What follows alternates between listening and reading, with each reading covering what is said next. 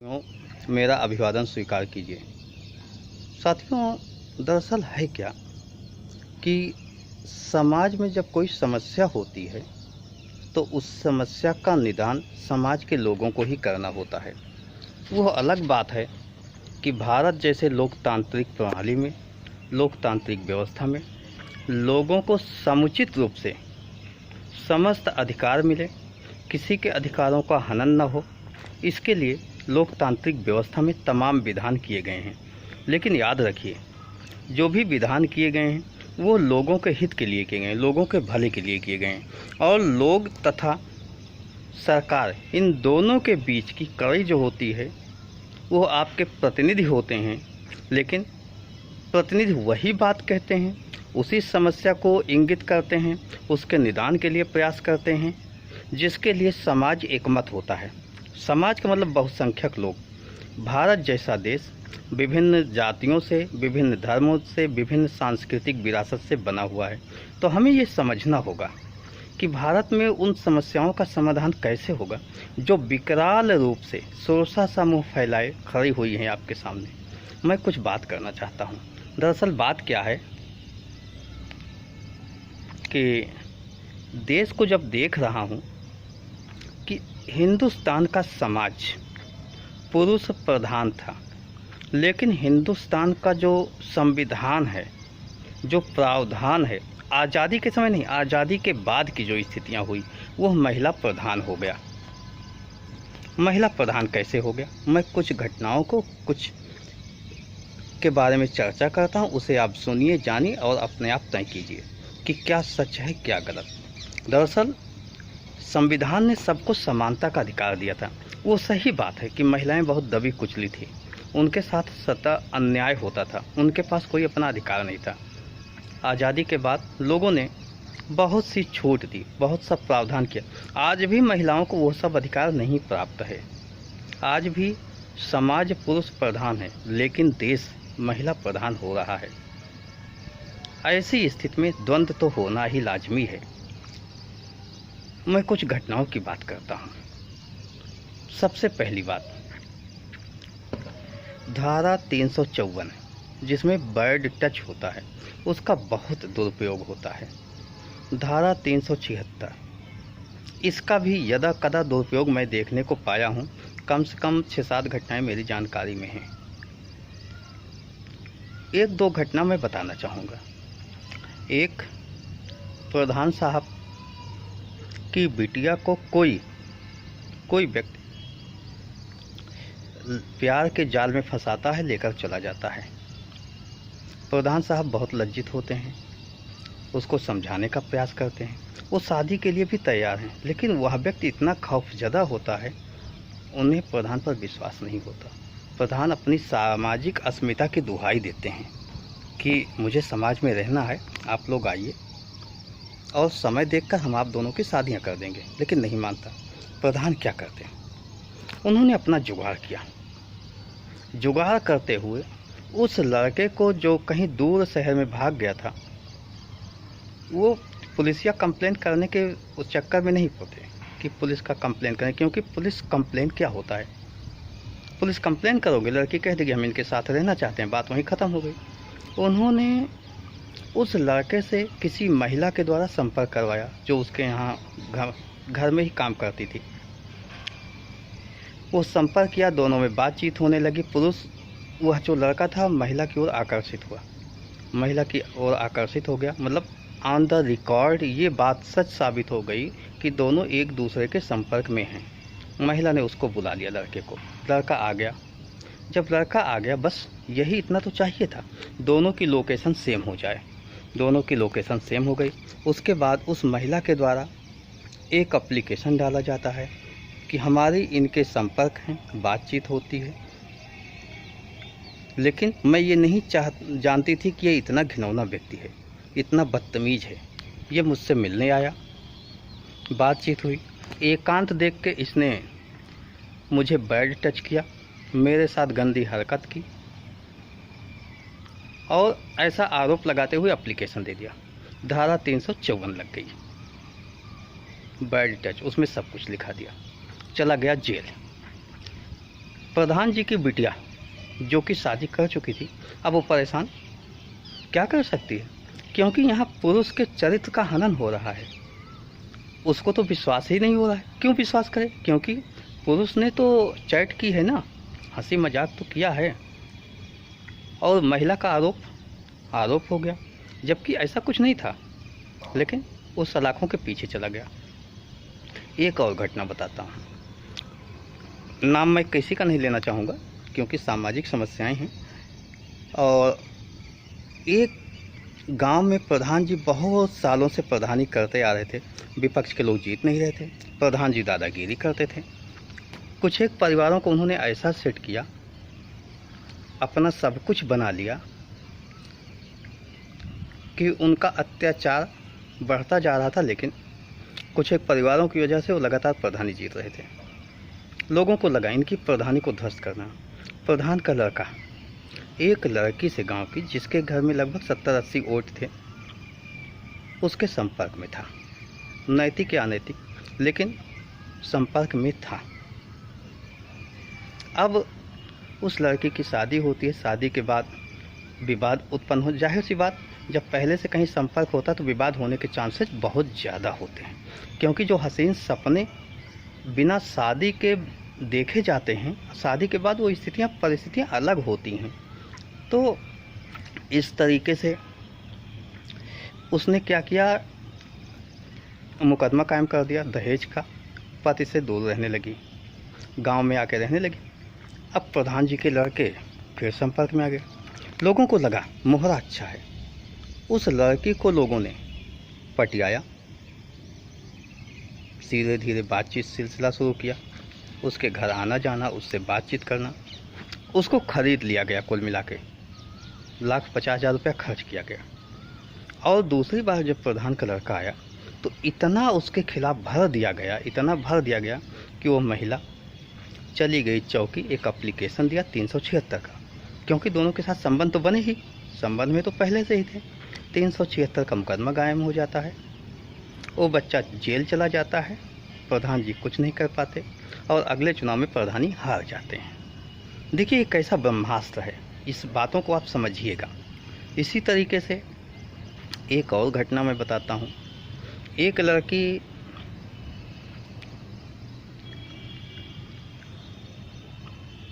किसी वारिस नाम के शख्स के साथ प्रेम प्रसंग में थी।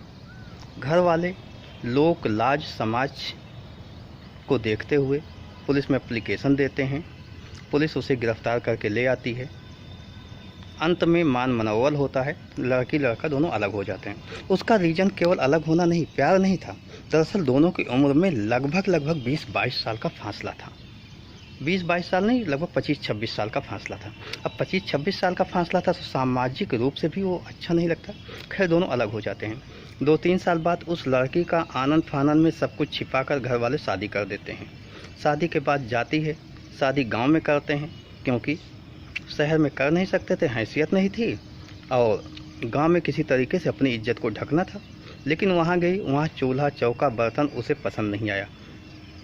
पहली विदाई के बाद ही उसने तांडव कर दिया कि मुझे नहीं रहना गांव में, मुझे नहीं रहता ऐसे घर में, कुछ भी नहीं है। अच्छा, लड़का सरकारी कर्मचारी भी नहीं, सरकारी कर्मचारी होता लोग एडजस्ट कर लेते हैं, आय का परमानेंट साधन भी नहीं। उसने साफ कहा कि आपको मेरे साथ मेरे मायके वाले शहर में रहना होगा।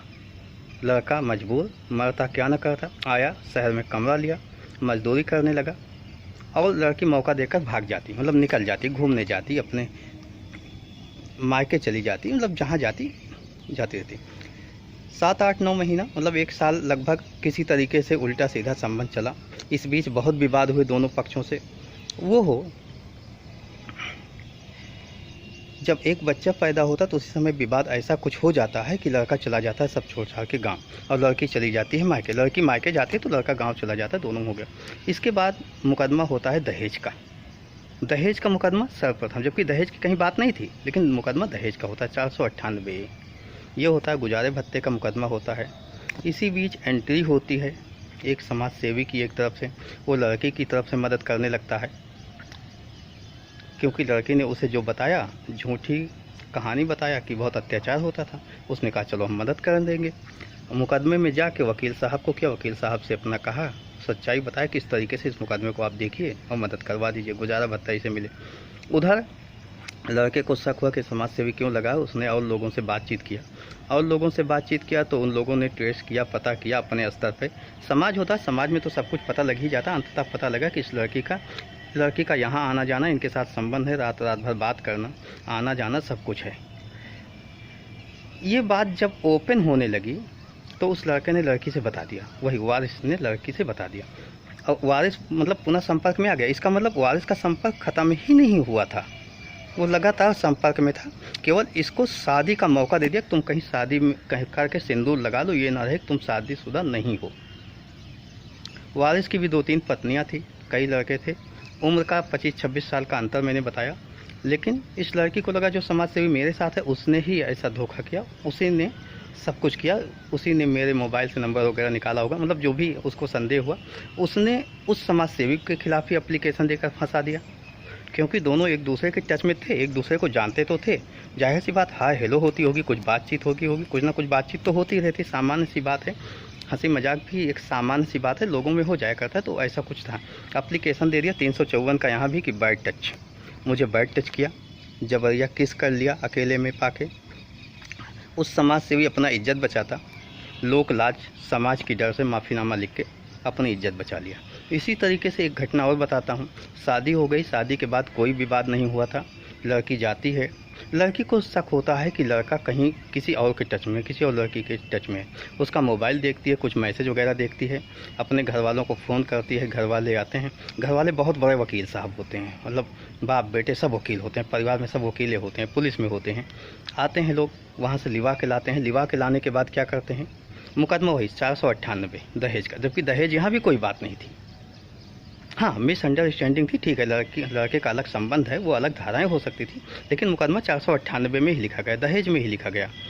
दोनों पक्ष बहुत परेशान, कम से कम 12-13 साल मुकदमेबाजी में चला गया, नतीजा कुछ नहीं निकला। अंततः खैर किसी तरीके से समझौता कराया गया। तो ये दहेज की कुछ ऐसी केसेज हैं जो बिल्कुल झूठी हैं। अभी एक केस और आई है ज्योति मौर्य की, आपने सुना होगा। ज्योति मौर्य वाली केस में क्या है, 13 साल बाद क्या दहेज का मामला बन सकता है? आप समझिए, 13 साल बाद क्या दहेज को लेकर, अगर दहेज का विवाद था तो साल, 2 साल, 3 साल, इससे ज़्यादा नहीं चलता। अगर दहेज को लेकर वो लोग ताना मारते तो अपनी बेटी को पढ़ाते क्यों, अपनी बहू को पढ़ाते क्यों? खैर, दहेज के मुकदमे का 498 का बहुतायत दुरुपयोग हो रहा है। और बात बताऊं, एक, मैं इसमें ज़िले का नाम नहीं बता रहा हूं, मुझे ज़िले का नाम नहीं बताना है। तो एक प्रधान साहब का लड़का एक लड़की से अपने ही पटीदार में, जो उसका चाचा वाचा लगता है, उससे संबंध हो गया। अब कुछ लोगों ने देख लिया, तो उन लोगों ने भी दबाव बना दिया, तो वो लोग भी संबंध में आ गए। मतलब उस लड़के से 2-3 लोग संपर्क में आ गए। लेकिन जब ऐसा संपर्क होने लगा तो लड़के को बुरा लगा। लड़के ने एक दिन मार पिटाई कर दी। जाहिर सी बात, विवाद हुआ, बात शिकवा शिकायत तक पहुंच गई। उस पक्ष को चढ़ा दिया गया, थाने में एप्लीकेशन दी गई, 376 की केस बन गई, पास्को एक्ट भी लग गया। मामला प्रधान जी का था, प्रधान जी ले देकर अपने बच्चे का नाम निकलवा लिए, बाकी दोनों लड़के फंस गए। मतलब धाराओं का कैसा दुरुपयोग हो रहा है, इस बात को समझना होगा। अभी मैं बताऊं, मैं अपनी आप बीती बता देता हूं। एक घटना कि मेरे यहाँ एक दिन लाइट नहीं थी, लिफ्ट से मैं नहीं जा सका, तो मैं जीने से उतर के जा रहा था। जीने पे बहुत गंदगी थी, तो जाहिर सी बात मेंटेनेंस एजेंसी को मैंने फ़ोन किया कि यहाँ पर गंदगी है। तो महिला आई, कही कि मैं ये गंदगी नहीं साफ़ करूँगी, मैंने साफ़ किया है। उसमें मैंने कहा भाई गंदगी तो है ना, दिख तो रही है, गंदगी तो आपको साफ़ करना चाहिए, जीने से हम लोग नहीं आते। तो उसने अपना जो भी कहा कि ये हुआ वो हुआ, मतलब बहुत बहाने किया। तो मैंने फिर से फ़ोन किया एजेंसी को, हमने कहा ये तो ऐसा साफ़ नहीं कर रही है, इसको आके आप गंदगी देखिए, अगर आपको लगता है गंदगी तो साफ़ करवाइए। खैर उन्होंने सुपरवाइज़र को भेजा, सुपरवाइज़र आके देखिए, माना कि गंदगी है, लेकिन गंदगी के साथ ये रोना धोना कि भैया हम लोग जब ये ड्यूटी करते हैं तो बेवा होते हैं, कहीं ना कहीं मजबूरी में काम करते हैं, नहीं तो हम लोगों को क्या काम है मजबूरी करना। तो मैंने उनसे कहा भाई देखिए, मैंने आपको फ़ोन केवल सफाई के लिए कहा है, आप सफाई का काम कर सकती हैं, यहाँ करती हैं, यहाँ गंदगी है, गंदगी साफ़ करना आपका काम है, बाकी मैं नहीं जानता आप क्यों काम कर रही हैं, क्या मजबूरी है। अरे वो महिला तो रोने लगी, आप लोग हमसे काम कराना चाहते हो। मतलब इतने आंसू बहने लगे जैसे कि मैंने बहुत बड़ा गुनाह कर दिया हो। लेकिन उस समय मैं ही नहीं था, मेरे परिवार के भी लोग थे, बगल अन्य फ्लैटों के लोग थे, सब थे। तो जाहिर सी बात वो मामला मतलब ऐसा कुछ नहीं था। नहीं तो क्या होता अगर महिला एक एप्लीकेशन डाल देती कि अरविंद जी छेड़खानी कर रहे थे, तो क्या होता। आप समझिए बात कि इतना विशेष अधिकार देना भी उचित नहीं है। आप ये देश समाज से बनता, मैं मानता हूँ पुरुष प्रधान देश था, लेकिन आप महिला प्रधान इसे न बनाओ। कानून की धाराओं का बहुत दुरुपयोग हो रहा है। दहेज की मैं जानता हूँ, मेरा जो अनुमान है, जितनी केसेज का आज तक अध्ययन किया है, मियाँ बीबी से नहीं बनती, सास ससुर से नहीं बनती, कोई बात विवाद होता है किसी विषय को लेकर तो दहेज का मुकदमा सबसे पहले लिखा जाता है 498। यानी 498 90% केस में झूठा होता है। 90% केस में दहेज का मुकदमा एकदम बिल्कुल झूठा होता है, बेबुनियाद का होता है। लेकिन पुलिस वाले क्या करते हैं, कुछ नहीं, उन्हें तफ्तीश करना नहीं है, पूछने ताछ नहीं करना है, जस्ट मतलब जैसे लिखा होता है उसको वही मान के रिपोर्ट लगा देते हैं, तो मुकदमा चलता है। यानी आज जो न्यायालयों में, पारिवारिक न्यायालयों में मुकदमे चल रहे हैं, 90% तो फर्जी हैं। मैं मानता हूँ दोनों पक्षों में कुछ ना कुछ विवाद हैं, बन नहीं रही है, कोई ना कोई और रीज़न है, लेकिन मुकदमा दहेज का हुआ है, वो दहेज का मुकदमा गलत है। तो इस बात को समझना होगा समाज को, इसका क्या तरीका निकाला जाए। क्योंकि कुछ केसेस मैं जानता हूँ, कुछ केसेस दहेज की वजह से होते हैं, ऐसा नहीं है कि नहीं हो रही हैं, दहेज की वजह से बहुत सी केसेज हो रही हैं। लेकिन उसके लिए 10 में अगर एक केस दहेज की है तो 9 लोगों को फर्जी फंसाया जा रहा है। तो हमें 9 लोगों को बचाना भी तो आवश्यक है।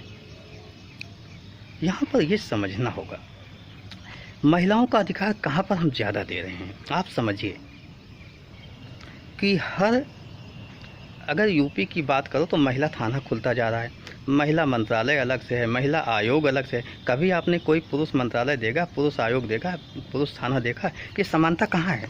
भाई समानता ये नहीं है, हम महिला पुरुष, महिला नीचे थी, पुरुष यहाँ था, महिलाओं को अप कर दिया गया, इतना अप कर दिया गया कि पुरुष वहाँ तक पहुँचे ही ना। महिला की किसी भी एक झूठी एप्लीकेशन पर कार्रवाई हो जाती है, लोग फंस जाते हैं, मुकदमे लड़ते रहें, चक्कर लगाते रहें।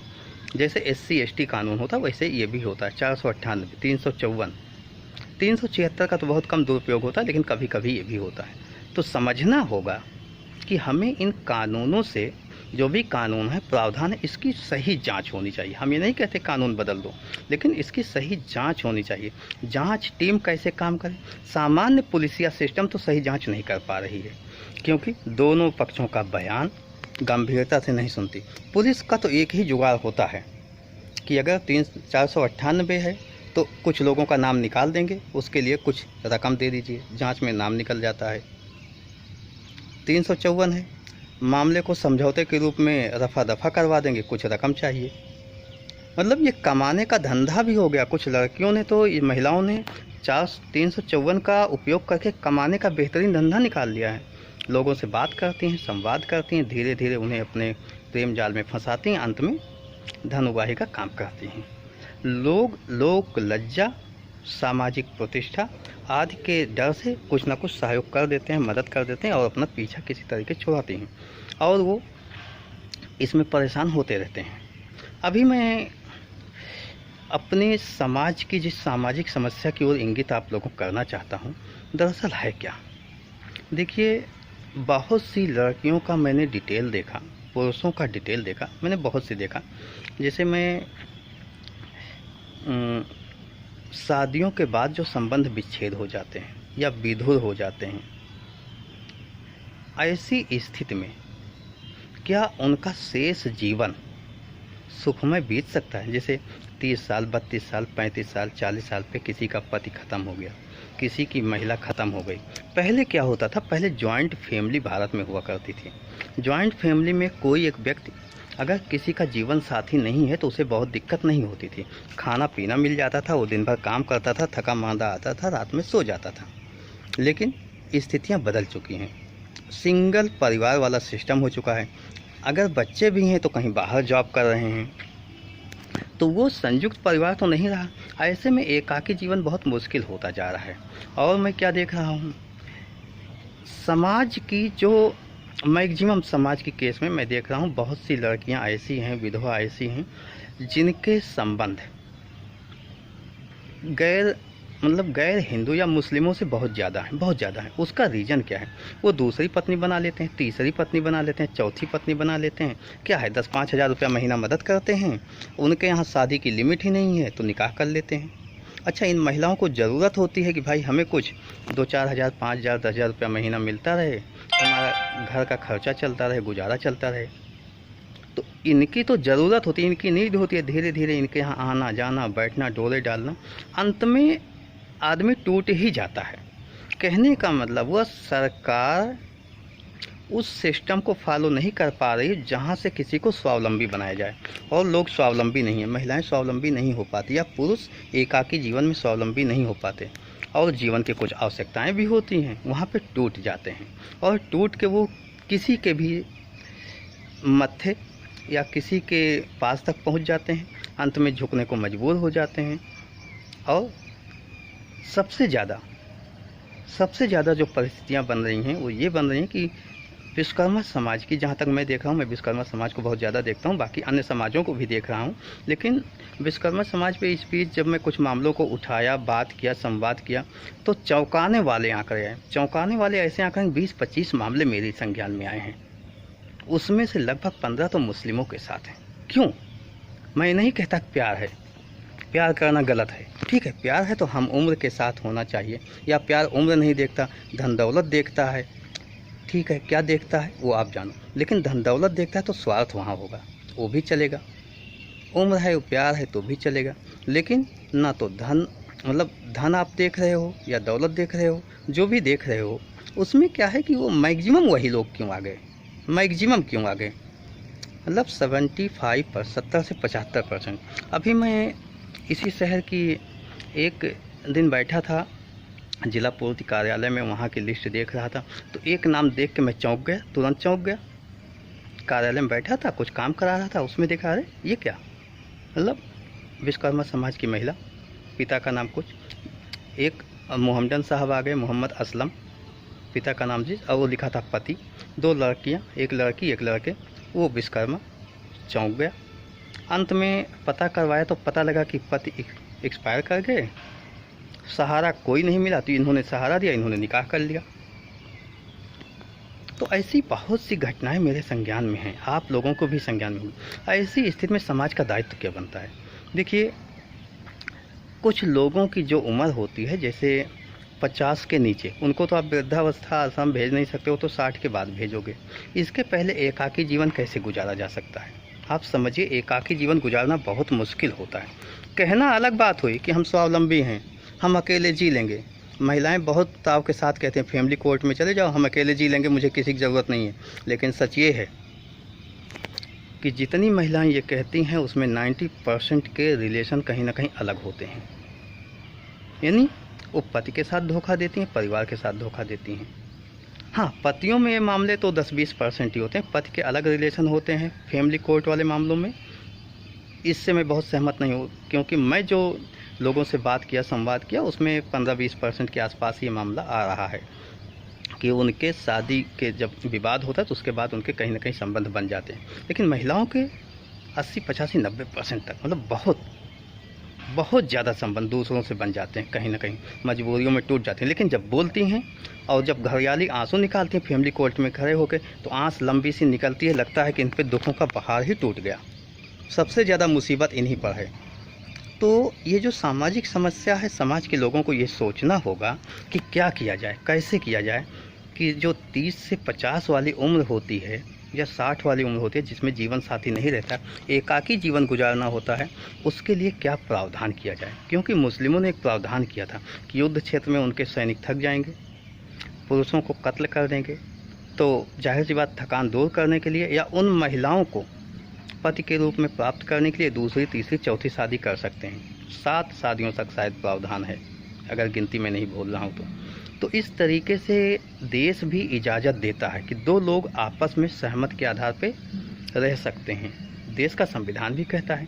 तो अगर किसी का पति नहीं है या किसी की पत्नी नहीं है तो 2 लोग मिलकर एक सामाजिक संबंध को स्थापित कर सकते हैं, क्योंकि देश का संविधान कहता है 2 लोग मिलकर विवाह के बंधन में बंध सकते हैं। विवाह किसी भी तरीके से हो सकता है, कोर्ट मैरिज भी हो सकता है, सामान्य भी हो सकता है। लेकिन यहाँ समस्या क्या है कि समाज इसकी इजाज़त दे, खुले मन से ऐसी व्यवस्था को स्वीकार तो करे, क्योंकि बेटे बड़े हो जाते हैं, बहुएं आ जाती हैं, या समाज के अन्य लोग होते हैं जो दबाव बनाते हैं नहीं ये उचित नहीं होगा, सामाजिक रूप से उचित नहीं है। तो सामाजिक रूप से उचित नहीं है, लेकिन उसके परिवार के लिए, उसके जीवन के लिए, शेष जीवन की मुसीबतों के लिए, कठिनाइयों के लिए, समस्याओं के लिए सोचना होगा कि कैसे दोनों को एकाकीपन को दूर किया जाए, 2 लोग खुशहाल जीवन जी सकें। समाज क्या योगदान दे सकता है, समाज को ये सोचना होगा और इस दिशा में मिलकर काम करना होगा। वैसे विश्वकर्मा समाज को विशेष रूप से सतर्क होना होगा, क्योंकि यह समाज अपने अस्तित्व की लड़ाई लड़ रहा है। ना तो ये व्यवस्थापिका में तो कहीं दिखता ही नहीं, कार्यपालिका, न्यायपालिका में अपवाद कहीं छोड़ दो, कहीं अपवाद छोड़ दो तो दिखता है। इसके उद्योग धंधे नष्ट होते जा रहे हैं, इनकम इसके पास शेष बची नहीं है। बहुत कम लोग सही इनकम के द्वारा आजकल अपने को स्थापित किए हैं। इनकी 80 से 85% की आबादी जो है मजबूर, लाचार, असहाय है। कितने लोग विश्वकर्मा वंशी में हैं जो जानते ही नहीं मैं विश्वकर्मा वंशजी हूँ। इसमें स्वर्णकार होते हैं, ताम्रकार होते हैं, शिल्पकार होते हैं। खैर, लौहकार और काष्ठकार ये बात जानते हैं। तो अस्तित्व की लड़ाई लड़ रहे समाज को ऐसी स्थितियों में तो विशेष रूप से सतर्क होना चाहिए, विशेष समझदारी के साथ काम करना चाहिए। हम ये नहीं कहते संवैधानिक व्यवस्थाओं के इतर जाके काम करो, लेकिन संवैधानिक व्यवस्थाओं के अंतर्गत ही समाज सुधार की दिशा में आप लोग कदम बढ़ाइए। ऐसी घटनाएं, दुर्घटनाएं जहां होती हैं, दोनों पक्षों को समझाने का प्रयास कीजिए। और मैं आपके पीछे वर्णित कर चुका हूं कि 354 का बहुतायत दुरुपयोग होता है, बहुत से समाज सेवी इसमें फंस जाते हैं। लेकिन फिलहाल कुछ भी हो, समाज को तो अपना योगदान देना ही होगा, लोगों को अपना योगदान देना ही होगा। और संविधान भी तो समाज के हित के लिए बनता है, लोगों के कल्याण के लिए बनता है। अगर सामाजिक रूप से सब लोग मिलकर अपनी आवाज़ बुलंद करेंगे तो संविधान में आवश्यक संशोधन भी हो सकता है। आइए एक सही दिशा में कदम उठाएं और ऐसी स्थितियों, परिस्थितियों से लड़ने के लिए हम देश में उस भावना का आदर करें, उस भावना को लें जिसमें हमारे संविधान निर्माताओं ने समानता का अधिकार दिया था। यानी मैं नहीं कहता महिलाओं को अधिकार न मिले, महिलाओं को समानता का अधिकार मिले, लेकिन इसमें पुरुषों का उत्पीड़न लगातार हो ये भी उचित नहीं है। मैं मानता हूँ महिलाओं के साथ पूर्व में ज्यादतियाँ हुई हैं, लेकिन ज्यादतियों का मतलब ये नहीं हुआ कि आज पुरुषों पर ज्यादतियाँ हों। बहुत सी ज्यादतियाँ हुई हैं। मेरे पास तो एक रिकॉर्ड है, बहुत लंबा रिकॉर्ड है। अगर मैं रखूँगा तो आप लोग सुनते हुए आंसू बहाएंगे और कुछ नहीं। लेकिन कुछ महिलाओं पर अत्याचार होता तो इसका मतलब ये नहीं हुआ कि बहुतेरे पुरुषों पर अत्याचार होना शुरू हो जाए, वो भी कानून की आड़ लेकर। गलत है। आइए सामाजिक समस्याओं को दूर करने के लिए दृढ़ प्रतिज्ञ होते हैं और सामाजिक समस्याओं को हम लोग मिलकर दूर करते हैं। धन्यवाद। जय हिंद, जय भारत, जय भगवान विश्वकर्मा।